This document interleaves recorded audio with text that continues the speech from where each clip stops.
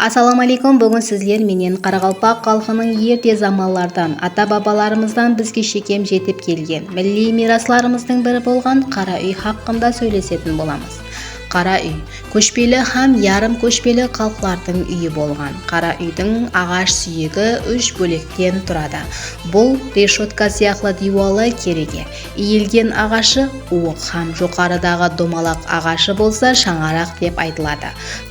Қара үйдің есігі ергенек деп аталады. Оны ергенекше деп аталған ұсталар соққан. Себебі қара үйдің есігін һәм басқа да бөлегін бір ұста соқса, онда ол ұста өледі деген ырымда болған.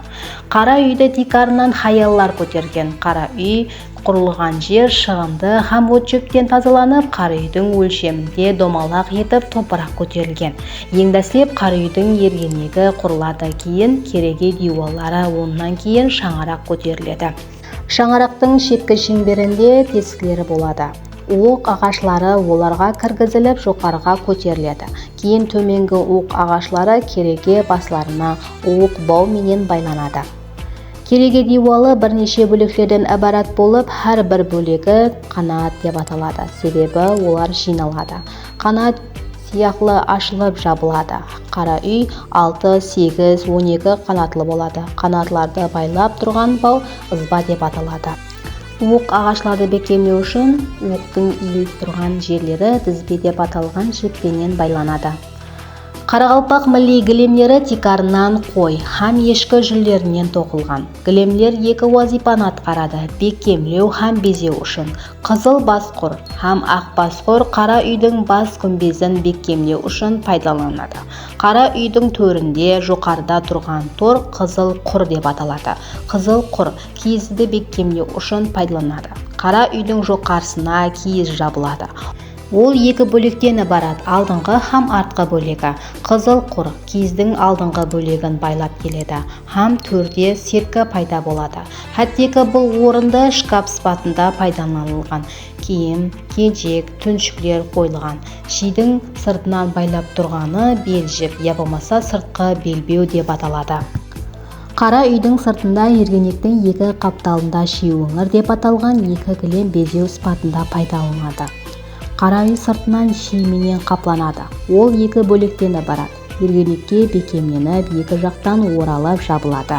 Жаз күндері ши арқа тәрепке екі қапталға оратылып, ашылып, қара үйдің іші самалатылады. Қара үйдің ергенегіне сыртынан шидің тоқылған жалюзи сияқты бұйым жабылады. Ол есік деп аталады. Қара үйдің ергенегі тек сыртқы жақтан ойма нағыспенен безелген. Ергенек жабық тұрғанда ғана емес, ергенек ашық тұрғанда да оның нағызлары көрініп тұрады. Қара үй бір ханалы үй болып, екіге бөліп пайдаланылған. Төрден қарағанда қара үйдің шеп жағы хаяллар тарепі, таза тареп деп аталған. Бұл жерде асхана болған, қазан табақ, азық ауқатлар сақланған. Кергі кілем қалта болып, ішіне қазан табақ салынып қойылған. Шанаш теріден ямаса пақта кезілмеден қалынған қалта болып, оған ұн, бидай, дәнді өнімдер қойылған. Сыртында геометриялық нақыслардан ібарат аппликацияда болады. Астақтаның артқы тарепінде ойылған нақыслары болады. Және де бұл тарепте сол дігірман һәм басқа да бұйымдар тұрған. Қара үйдің оң жағында болса, ер адамлар тарепі, таза емес тареп деп аталады. Бұл жақта киімнің кенжек, саз аспаптары, ер һәм басқа да бұйымдар сақланған. Қызыл құрдың асты төр деп аталған. Меймандар мұрат етіліп, дастархан жайылған. Қара үйдің ортасында 4 мешіті ошақ болған. Түтіні жоғарыға көтеріліп, шаңырақтан шығып кеткен. Шаңарақ жоғарыда 4 мешілі киізбенен жабылған болған. Ол түлік деп аталады. Оның 4 мешіне ұзын жіплер менен байланған болып, бұл жіплер сырттан сыртқы белбеуге бекемленіп қойылады. Төменнен тұрып қара үйді ашып жау қиын болған. Қар жауын жауғанда болса, түлік жауылып қойылады. Әдетте ярым жабы халаттада тұрады. Қара үй құрылғаннан кейін құрбалық сойылған, қазан асып ауқат асылған. Қара үйде құрылғаннан кейін оның диуаларына ақша төгіліп, орамаллар асып қойылған. Оларды қара үйде қорған хаяллар алған, уылғыларға сары май сүрткен. Кереге диуаларына адыраспан, пияз, бұрыш, тұз һәм асып қойылған. Бұлар жамалықтан көз тиюден сақлау үшін істетілген. Кара үйдүн эргенеги босага 4-5 хор һәм ушакка келеманы берген. Босаганы басса, ямаса отырса, onun өмүрү кыскарады деген ырым болгон. Эргенектин трепперди агашы тула агаш деп аталады. Тула агашка асылууга болмайды деген ырым болгон.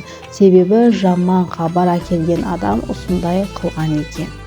Осы менен Каракалпак милли мирасларымыздын бири болгон Кара үй хакындагы кыскача маклуматларыбыз осудан ибарат.